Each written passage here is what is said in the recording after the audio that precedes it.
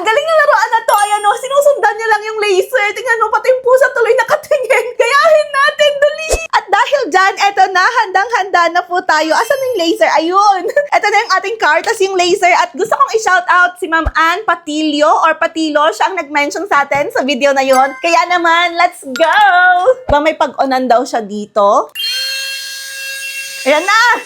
Tapos, ay, kumakapit talaga siya! Yung galaw ng laser, ang ipa-follow niya. Tama ba? Ay, oo, sinusundan niya yung laser. Dito sa taas. Hey, come on. Hindi makaakyat. Gusto ko makita ninyo ng maayos. Ayan, para makita ninyo, oh. Di ba? Dito.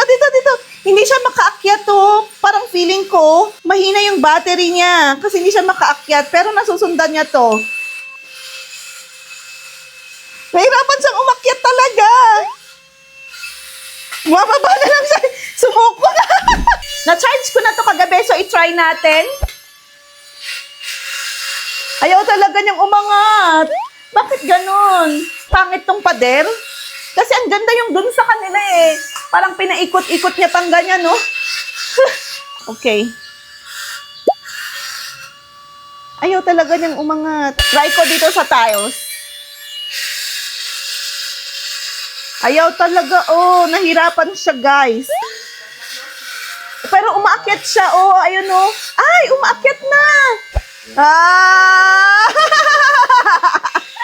Try natin dito sa wall. Sa PVC to, PVC. Ay, ang bilis! Oo nga.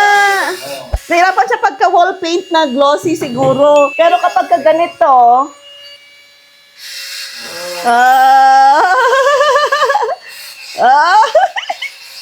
umiikot pa siya, ang galing. So, darating sa inyo na may kasamang battery na. Yes po, may kasamang battery at saka screw. Tapos may kasamang charger. Easy yung type ng charger niya. So, ang verdict ko dito, guys, is parang nahihirapan ata siyang umakyat kapag ka medyo rough yung yung paint at saka glossy. Nung tinry ko naman, 'di ba, kanina doon sa kitchen, yung tiles, medyo nakaakyat naman siya ng konti. Pero nung dito, bonggang-bongga na yung pag-akyat niya. So ayun lang, yung observation ko. Bye.